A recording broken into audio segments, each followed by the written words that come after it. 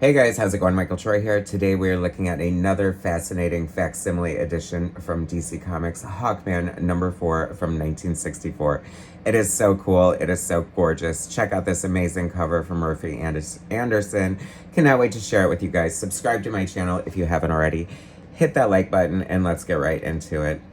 1964. So is this technically the Silver Age or are we still in the Golden Age? I'm not kind of sure. It was before my time. I believe I came into the Bronze Age of collecting comics featuring the machine that magnetized men.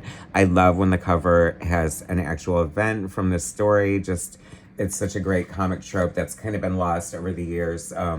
We now have like stand and pose covers that kind of fill in for letting the reader know what's happening on the inside. I love, okay, so a facsimile edition, DC actually calls them artifact editions. Marvel calls them facsimile editions. Basically, they're the same thing. It's exact replica reprints of original comic issues, up to and including the original house ads, the, retail ads, whatever, it's in here. And the only thing difference, of course, is the paper stock quality and the price. So, but it's so interesting. It's like getting into a time machine and reading a comic as it would appear back in the day, just at like 100 times more cost. Anyway, I love this little house ad for, it's like an anti-smoking thing. And it's 1964, and they're just now discovering that smoking is bad for you. So this is a sort of PSA to get kids to not smoke, which is kind of ironic because Marvel banned smoking in their comics, like in the early aughts, I want to say, or maybe the late 90s, but I can't remember exactly when. But DC never banned smoking in comics, which is kind of interesting. So you can still smoke in the DC universe. Story by Gardner Fox, art by Murphy Anderson. The letterer and the colorist are not credited. I guess they didn't view them as that important part of the book. It's kind of crazy to me too, because I feel like whoever did color this, like, really put their all into it. Like, it's quite gorgeously colored, and the letters too. I love the letters. Murphy Anderson, legendary Murphy Anderson, known a lot for his work on Batman, I want to say, or maybe that's Marshall Rogers. No, okay, Murphy Anderson, maybe more Superman. I don't know. When I first picked this up, I assumed this was Joe Kubert on the cover, and I guess you can sort of see a similar aesthetic with Joe Kubert. Obviously, I assume that because he's so largely associated with Hawkman. But as familiar as I am with Murphy Anderson, I feel like I would only see him here and there. Like, he would come in and do like a short story on Superman for a Byrne annual or something like that. So I just thought he was like this boring Silver Age artist or whatever. And boy, was I wrong. Like, gorgeous. The amount of detail and technique and precision and the beautiful brushwork that he's implementing here is like amazing. And Gardner Fox, people praise Gardner Fox all the time. Like I said, I'm not, super familiar with these stories, these books. And I have to say, I was completely engrossed. I loved it. I love the aesthetic. I love the way they approached superhero comic books back in the day. You could really tell that they had the reader in mind. Everything here is like fun and trying to make it fun, interesting, and entertaining for the reader. Just the bizarre, wacky storylines and the interesting things. I feel like, in a lot of ways, the people working on the comics, would rather be doing something else with their life. But a lot of people did love making comics. And there was such an amount of, like, craft put in here. Like, it's like, I feel like modern stories are too easy. Like, they don't come up with the, like, really outlandish, time travel and, like, heists and, like, interesting ways to introduce new characters. I mean, it's also interesting to note that this probably was reprinted because it's the first appearance of ZATANNA, the great magician.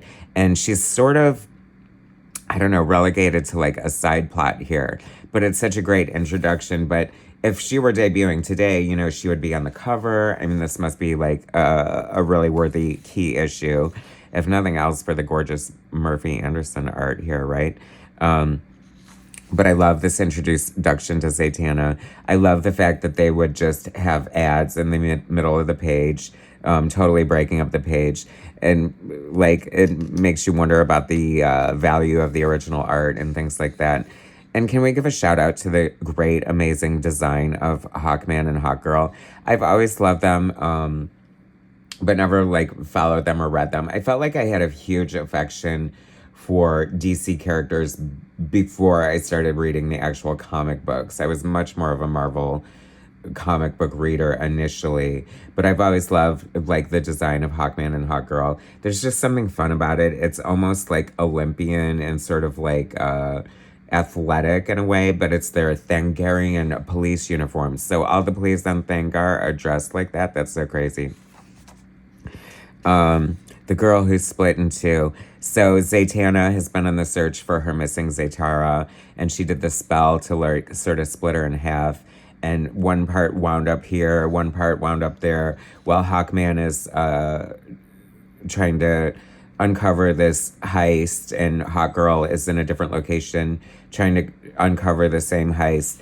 They both find the two halves of ZATANNA and are able to put them together. I love this panel here. She can hear a faint heartbeat. They think she's a statue at first, but I love that she can hear the faint heartbeat. And just the fact that he's doing these like circles around it just makes you feel like she is listening to her heartbeat. And that's the fun of like comic book art storytelling, and just goes to show like what a true master you have in an artist like Murphy Anderson here. The brushwork is so beautiful. I've often, I love Jerry Ordway. I feel like he's such a great, like, golden age, silver age kind of artist. And I often wondered where his influence came from, because he seems so unique to me. But I can see a little bit, perhaps, of Ordway in this Murphy Anderson. Just a little bit, if I'm not mistaken. I don't know what it is about these costumes. They're just so great. The black on Hawkgirl's costume, like when you see it or her helmet, like when you see it from different angles, it's just so cool. I don't know, I just love everything about this. The detail is amazing. Like, I don't know if he was like a monthly artist, how he could maintain this level of quality on a monthly basis, or maybe they were coming out bi-monthly, I'm not quite sure. Any of you old silver age, golden age people in the know, feel free to sound off in the comments and educate me a little bit. Love the Hawkman's roost. I love that the letter starts out by saying, I would like to say a nice word about your subscriptions. I've received the last couple of issues 2 weeks before they were on the stands. How amazing was that? Like, I am all for that. I feel like, why have subscriptions gone the wayside? Like, is that the missing ingredient from comic books? Like, if I could pay like for a year of, just throwing it out there, X-Men at a discounted rate, I would and have it mailed to my door, especially 2 weeks before it hits stands. I mean, I know that's probably not going to happen, but I mean, it's all about direct to consumer. It's all about, you know, being delivered to your door. Like, I don't know why subscriptions aren't like the way to go anymore. They need to bring them back. Then we have this secondary story, and I love the design of these like little henchmen. They're coming from the future. It's always, I love in the Silver Age, it's always about ripping off art or banks, or like some rare gem is traveling through the city. It's so hilarious. Like, were people even aware of stuff like that? Like, I don't think I ever like read in my local newspaper about some expensive gem being shown somewhere. I don't know. It's such a great, timely trope, right? Story by Gardner Fox, art by Murphy Anderson. These henchmen look so cool. They have like Squid Game vibes. They look very modern with like the little mohawk kind of fin and the little like punk visors. I think it is so cool. I love the splash page. Like, what a pain in the ass Hawkman must have been to draw with all those feathers. And Murphy Anderson is doing such a beautiful job. It's no wonder like white people just adore his art. See, I just love this. Like, these thieves from the future are so short-sighted. Like, you have the technology to literally reach back into the past, and you're gonna try to snatch some rare coin out of somebody's hand. I don't know that, like, I don't think you thought this through. Like, I don't know. But anyway, so they can't. They can't just do it because something that was not invented yet, or some sort of like problem, whatever. But then they figure it out, and then they have this magnetic dome. And I love this little vehicle from the future. It is giving Oscar Mayer Wienermobile vibes like you would not believe. I would like to think that whoever invented the Wienermobile was perhaps inspired by this comic book. I don't know. How old is the Wienermobile anyway? I think I saw a post that they were looking for new drivers, if anyone's looking for a career change at this point. I love this. Like, you know, he's giving so much detail, and, you know, a lot of modern artists get knocked for not, like, doing backgrounds and bad storytelling and stuff, and you're not going to find that in, like, a Silver Age, Golden Age book. It is so good.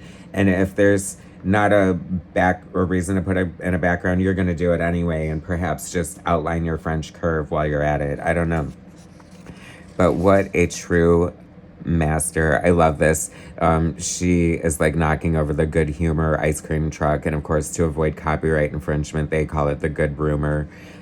Just so funny. And there's a fire hydrant there. You know what I mean? It's like always, you know, good to like sort of throw some real world objects in there to like sort of ground the story, make it believable. You can totally, like, you could almost walk into the page of this. Like, it is so detailed and realistic. And like, I don't know, I think it helps with the juxtaposition of the, you know, the wackiness of what's going on and the absurdity of how unrealistic and the hijinks are. And he's spraying her with this thing that'll help them become demagnetized. And I like when they put little factoids or scientific things in there. They said, like, mentioning the fact that there's enough iron in the human body to make a whole nail. Like, I don't know if that's true, but I love it. I love him spraying her, and she's like, tee-hee, I like, this is like putting on war paint. That's such a great panel unto itself. The henchmen running back to their getaway car, just with the precious, priceless art carefully tucked under their arm, is just unintentionally hysterical in a lot of ways. Apparently, let's see, what is this? Tootsie Roll. Let's see, but everyone likes Tootsie Roll Fudge. Tootsie Roll was a huge advertiser for comic books, apparently. And the book just ends, like, on the half page, and then there's an ad. And I don't know, it's just so funny and charming in a way. I just love these facsimiles. Bring it on. And just because we've got a couple more pages of story here, I'm going to give you some factoids about these crazy birds, and then we're going to do, like, this science thing. You know, comics got knocked a lot for, you know, being frivolous, and look how, like, educational they were. Love this ad for Silly Putty. This is so much fun. Keep on keeping on with the facsimile / artifact editions, as DC calls them. Amazing. Did anyone ever send away for the 100-piece toy soldier for $1.25? Why wouldn't you? I don't know. I never did, but I think that was, I didn't have the option. Anyway, that was Hawkman number 4 from 1964. So cool. Do not sit on these facsimile artifact editions. They're so much fun and educational, right? Thanks for watching, guys. Subscribe to my channel if you haven't already. Hit that like button, and I will bring you more soon.